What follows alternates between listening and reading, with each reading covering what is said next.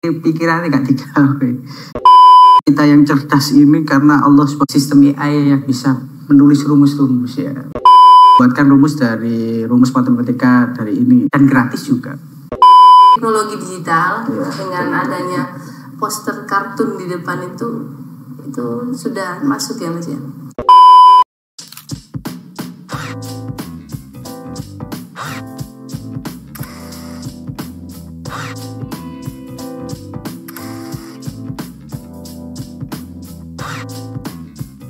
Halo teman-teman, assalamualaikum warahmatullahi wabarakatuh. Kembali dengan saya Kusuma Nintias Arningrum di podcast Unim Bersuara. Nah teman-teman, kali ini kita ada tema nih, mempersiapkan mahasiswa menghadapi revolusi AI, yang dimana mahasiswa dapat memiliki keterampilan yang dibutuhkan. Nah, apa kabar sebelumnya? Ini ada Mas Ucin. Alhamdulillah sehat sekali. Nah, alhamdulillah ya, kita bisa bertemu lagi ya. Nah, ini karena pembahasannya tentang AI atau artificial intelligence gitu kan. Ini kedatangan sosok content creator begitu. Iya, dengan biasanya menggunakan teknologi AI ya, karena tidak lepas ya. Kebetulan hari ini saya lagi menggeluti AI ya.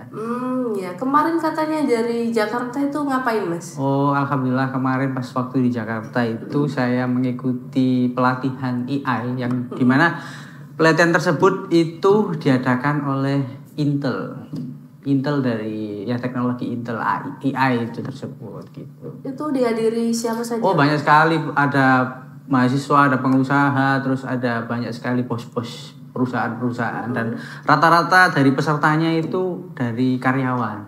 Dan mungkin saya adalah peserta yang beda dari yang lain karena masih mahasiswa gitu ya. Awalnya gimana kok bisa sampai di Jakarta kemudian? Awalnya itu saya sampai di Jakarta dengan teknologi AI itu karena saya mengikuti sosok konten kreator yang menggeluti AI yang bernama Anjas Maradita. Nah, saya mengikuti terus Anjas Maradita tersebut ya. Konten-kontennya terkait AI yang mana kita membuat lagu itu hanya dengan AI, terus kita membuat animasi dengan AI, terus banyak sekali membuat coding-coding dengan AI. Saya kemarin sempat mencoba membuat sebuah lagu dari sebuah karya film saya, yang mana saya meng-create lagu tersebut hanya diketik menggunakan lirik saja gitu. Lirik saja terus saya masukkan ke AI, sudah jadi dengan lagu-lagunya dengan lirik-liriknya seperti itu. Oh iya, kita tadi belum perkenalan ya. Masnya tadi namanya siapa ya? Iya, alhamdulillah. Biasanya dipanggil Mas Micin karena teman-teman belum. Oh iya, kalau di daerah Mojokerto saya dikenalnya Micin atau Micinima gitu kan. Terus nama asli saya adalah Rahmawan gitu kan. Bisa dipanggil Rahma, bisa akrabnya lah Micin gitu aja. Iya. Tapi ngomongin soal AI ini sangat luar biasa sekali gitu. Sangat luar biasa sekali, yang mana hanya dengan mengetik dan tahu keywordnya kita sudah membuatkan sebuah hasil dan harus karya. tahu kuncinya ya. Iya, kalau nggak tahu kuncinya pasti ya mungkin kesulitan ya. Nggak kesulitan, mungkin kurang akurat. Mungkin AI kan sebuah sistem sebenarnya. AI adalah artificial intelligence. Tetap kita yang mengendalikan gitu ya. Gitu. Jangan sampai kita dikendalikan oleh teknologi. Kita yang mengendalikan teknologi, bukan teknologi yang mengendalikan kita. Gitu. Oke, baik. Benar. Memang harus ya, kita tuh harus pandai-pandai mengolah teknologi, bukan kita yang diolah teknologi gitu ya. Betul sekali.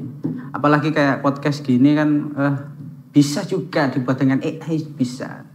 Kita tinggal ambil gambar gitu ya, berdua gini ambil gambar, posenya harus pas di kamera.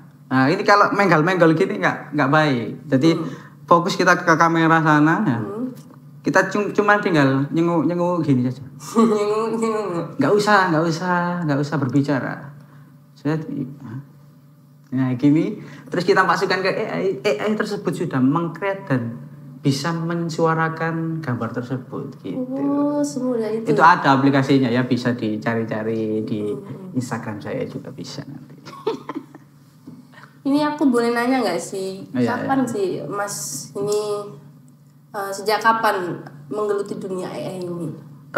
Kalau saya menggeluti dunia AI itu sekitar baru saja kok, baru saja. Namun di baru saja itu saya bisa sampai ke Jakarta itu akhirnya saya excited banget untuk menggeluti dunia AI tersebut. Jadi pertama kali mungkin ya itu tadi saya mengikuti sosok Instagram yang bernama Anjas Maragita itu mungkin 2 bulan atau 3 bulan yang lalu lah. Nah setelah itu saya ada postingan dari Anjas Maragita untuk pelatihan di Jakarta, akhirnya saya mengikutinya. Dan dari situ saya belajar banyak, yang mana banyak sekali AI yang membantu kita untuk berbisnis, untuk bekerja, untuk berkuliah. Betul. Tapi jangan sampai ketergantungan dari AI tersebut membuat kita semakin kurang berkreasi gitu. Kebanyakan kan kita jadi malas berpikir gitu kan. Betul sekali. Dapat tugas diberi waktu 5 menit kita tuh udah nggak mau berpikir, udahlah pakai AI aja gitu kan. Tapi adanya AI ini sangat membantu sekali terkait membuat contoh artikel berita gitu kan. Kita tinggal mencari buatkan artikel berita hari ini. Sudah AI nanti bisa mengkreatnya. Cuman harus lebih spesifik lagi kan biasanya kalau kita butuh outline-nya gimana gitu kan. Ya tinggal ngedit sedikit, nggak terlalu pure tergantung dengan AI. Apa tugas AI ada liputan berita kita masukkan ke AI saja, tapi ya tetap diedit sedikit-sedikit gitu.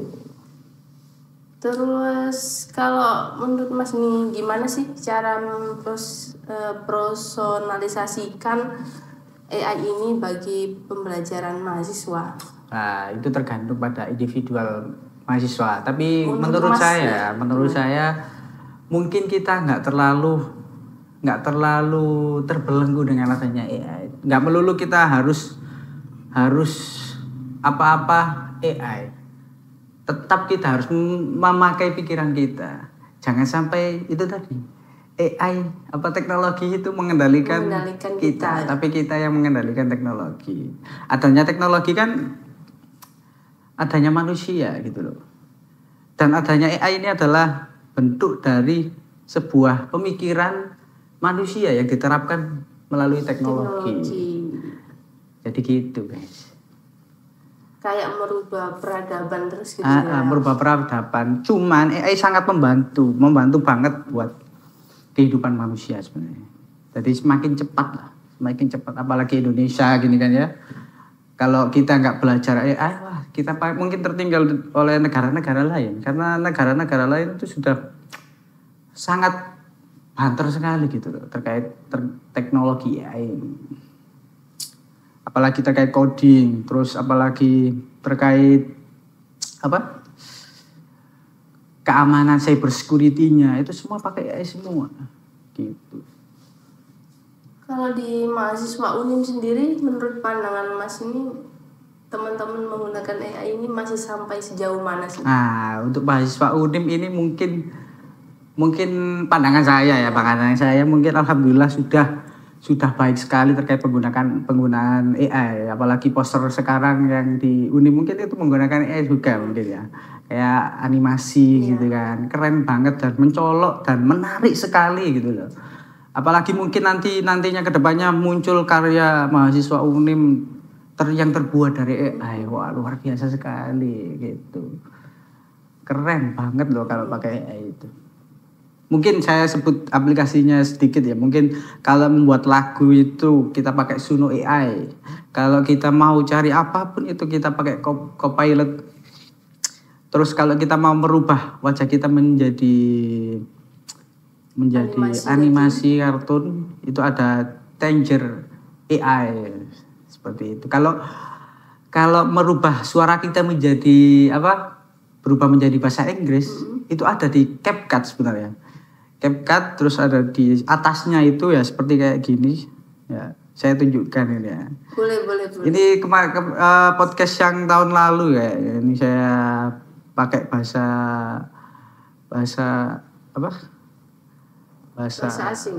asing. Oh ini nggak ada suaranya ya, nggak bisa ya. Pokoknya ada lah. Jadi menurut Mas itu kita mahasiswa Unim mudah baik ya dalam sangat menggunakan baik. AI, apalagi di universitas itu di depan itu terpampang nyata bagaimana kita bisa mengaplikasikan AI atau memanfaatkan teknologi digital dengan adanya poster kartun di depan itu sudah masuk ya Mas ya. Nah, jelas tentunya semuanya itu ada dampak negatif dan positif ya.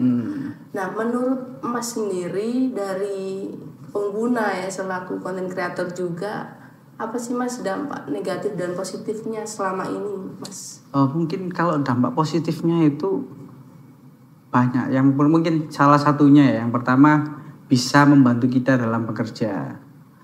Terus yang kedua bisa membantu kita dalam berkreasi. Terus yang terakhir ini membuka kita dalam dunia teknologi. Jadi nggak melulu kita harus membuat sebuah video tersebut dengan ngedit soro-soro pakai Adobe Premiere ya kan. Sekarang cuma tinggal mengcreate, kita menulis kata-kata, contohnya saya pergi ke taman, bertemu kelinci dan jerapah. Semua kata-kata tersebut terus kita masukkan dalam sistem AI tersebut sudah menjadi video. Oh, bisa gitu ya? Oh, bisa sekali. Padahal cuma tulisan itu. Iya, cuma tulisan. Nanti muncul animasi atau bagaimana itu? Kalau dalam bekerja, iya muncul kayak videonya tersebut, video dari kalimat tersebut. Terus kalau dalam dunia pekerjaan, kalau saya kan content creator ya, kalau saya perlu contoh taruhlah 100 short gitu kan ya. Itu cukup kita masukkan ke dalam CapCut. Tapi kalau di HP mungkin belum bisa. CapCut itu ada long short video gitu, ada tulisannya seperti itu. Kita tinggalkan masukkan durasi video, taruhlah durasi video 1 jam. Kita masukkan dalam CapCut tersebut, sudah AI dari CapCut itu meng-create shortnya itu sudah terpotong-potong dan sudah ada judulnya, dan kita tinggal upload di media sosial. Semudah itu ya? Iya, semudah itu dan sesimpel itu. Tapi jangan sampai hal tersebut ada hal negatif, contohnya kita akhirnya bermalas-malasan dalam berpikir ya kan. Akhirnya pikiran kita taruh dalam dunia AI tersebut. Jangan sampai seperti itu. Tetap kita pakai pikiran kita yang cerdas ini karena Allah Subhanahu wa taala memberikan akal dan pikiran. Kalau bahasa Arabnya itu adalah afala takilun, gunana utakmu menungso ojo plongak-plongok ya kan. Jadi jangan sampai terbelenggu oleh adanya teknologi yang sangat berkembang ini, AI tersebut. Oh, kalau Mas sendiri kan kita udah lihat sendiri kan dampaknya itu sampai kebanyakan itu negatif gitu. Oh iya, banyak negatif, apalagi kalau mahasiswa itu kalau nugas itu pasti pakai AI, ChatGPT itu kan ya. Iya. Padahal ada yang lebih akurat, saya kasih kerpean sedikit itu. Ada yang lebih akurat bahwa bisa menulis rumus-rumus juga sebenarnya. Kalau ChatGPT yang dipakai teman-teman itu mahasiswa masih kelas. Masih kalau disuruh bikin rumus itu nggak bisa kayak. Itu ada yang namanya sistem AI yang bisa menulis rumus-rumus ya. Ya ada. Apalah yes, boleh lah nanti ya disipil. Ya, mungkin dari di luar ini nanti saya sepil lah. boleh. Itu saya pernah coba, itu saya buatkan rumus dari, tinggal kita tunjukin gambarnya saja. Buatkan rumus dari rumus matematika dari ini, udah rumusnya itu komplit sampai bawah dan benar dan akurat gitu, dan gratis juga.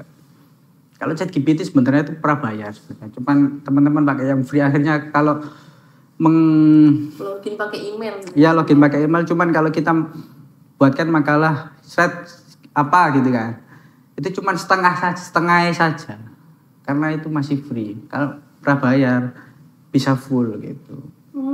Cuman kalau ChatGPT yang biasa pakai teman-teman kurang akurat sebenarnya. Tapi itu bagian dari AI kan ya? Iya, bagian dari AI semua. Oh, ternyata kalau kita berani bayar itu malah makin banyak yang bisa digunakan ya. Betul sekali. Bisa buat game juga nggak kira-kira Mas? Wah, kalau game ini sejauh ini saya belum tahu kalau game belum tahu. Kalau untuk mengcoding insya Allah bisa kalau coding. Oke. Nah, ini Mas ada pertanyaan lagi nih.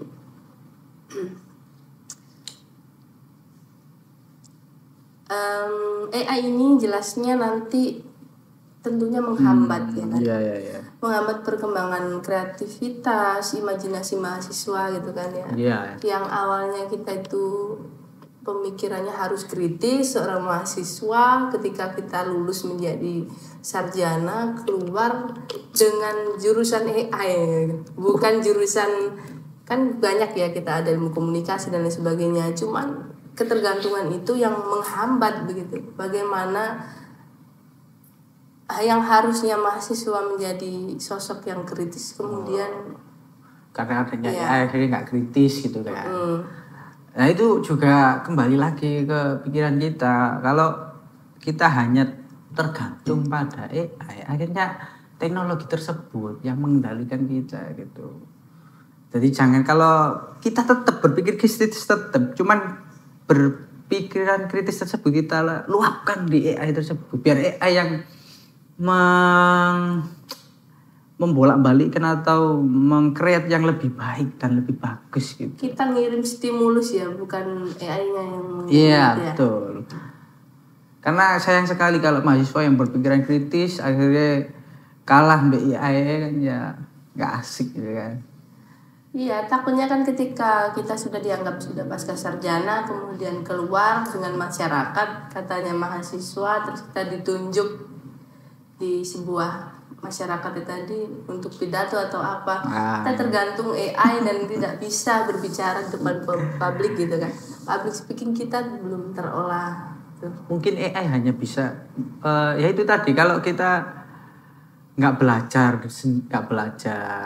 di sisi lain dari AI, mungkin kita ya kalau ditunjuk pidato terus kita hanya ngandalin AI aja ya tetap pasti grogi ya kan. Kalau nggak belajar public speaking, terus kalau nggak belajar pidato juga ya nggak bisa. Benar. Meskipun AI meng-create pidato yang baik, terus yang pidato ngecer, terus tahu cara cekakak-cekeko juga. ya kan, nggak bisa gitu kan. Ya bisa, cuman kurang maksimal. Jadi kalau mahasiswa ya, kalau selama menjadi mahasiswa AI-nya juga jalan, pembelajaran public speaking-nya juga jalan. Kalau butuh apa-apa tinggal create PPT, pakai AI juga bisa. Semenit kalau sebelum seminar gitu membuat PPT. Kalau presentasi nanti sore harus jadi, oh bisa AI meng-create PPT secara ada tulisan-tulisannya, nggak usah diedit itu. Tinggal presentasi saja. Tinggal kita itu ada juga sistemnya. Menyampaikan ya. Kalau nggak menguasai materi tetap aja ya. Ya tetap aja nggak bisa. Meskipun AI meng-create sebaik mungkin, terus kita kalau public speaking-nya nol ya, pengetahuannya juga nol juga ya nggak bisa gitu.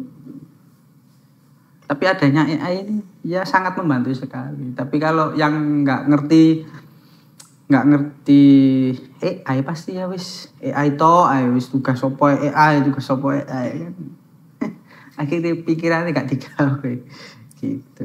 Sama aja kita nggak kuliah ya. Iya. Kita cuma main, have fun gitu ya. AI yang kuliah. Nah Mas, bagaimana sih kita dapat mengatasi ketidaksetaraan dan ketidakadilan dalam pendidikan ya kan, yang disebabkan oleh adanya AI ini? Itu ketidakadilannya bagaimana itu?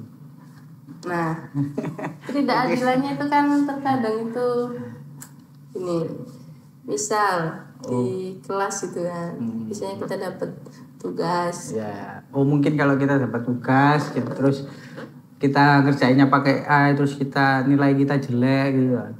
Enggak, biasanya kita malah sama kadang jawabannya. Oh, kadang-kadang. Kan ada di deteksi itu. Nah, memang AI diterbitkan itu kan buat untuk menyamakan pemikiran manusia. Nah, itu gimana kalau kita merasa tidak ada keadilan di situ? Ya mungkin jangan sampai merasa seperti itu. Akhirnya kalau Anda merasakan seperti itu, akhirnya Anda yang dikendalikan oleh teknologi atau AI tersebut.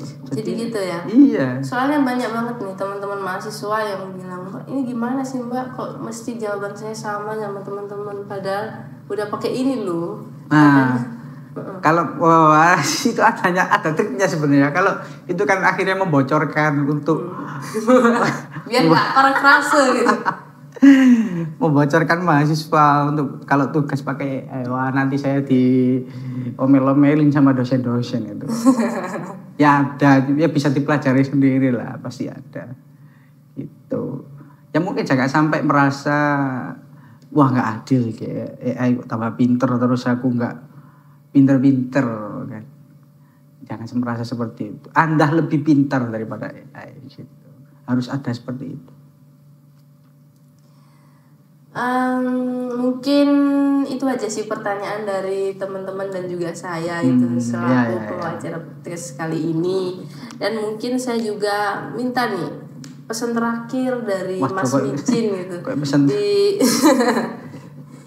di kalangan mahasiswa Unim ini untuk menghadapi revolusi ini, perkembangan AI yang semakin maju itu bagaimana Mas supaya kita juga termotivasi, rohnya juga terbangun, tidak melulu dengan AI gitu.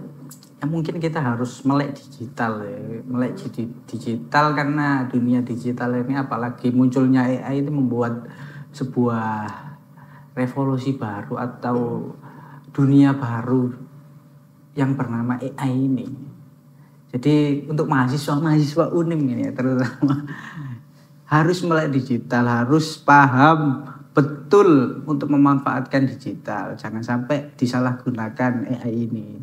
Kalau ada tugas ya jangan sering-sering pakai AI. Tetap pakai pikiran kalian. Terus juga kalau jangan plek copy paste dari AI. Tetap ada tambahan-tambahan dari kalimat-kalimat kalian sendiri. Pasti kan biasanya kan ada mahasiswa-mahasiswa yang plek copy paste dari ChatGPT apalah gitu kan. Jadi jangan sampai itu menjadi nilai turunnya kalian untuk berpikir kritis gitu. Oh berarti amati, tiru, modifikasi, ya, bukan amati, tiru, plek-ketiplek gitu ya. Tapi benar. Tapi kalau pesan yang paling mendalam adalah jangan sampai teknologi itu mengendalikan kalian yang harus bisa mengendalikan teknologi AI ini gitu ya. Mau nggak mau kan memang kita ini ada di fase yang harus memanfaatkan teknologi yang sedang ada gitu ya. AI ini menjadi pengaruh besar banget di dalam kehidupan semuanya di dunia ini. Iya, betul gitu. Oke teman-teman, itu aja yang bisa terima kasih banyak. Saya juga terima kasih banget.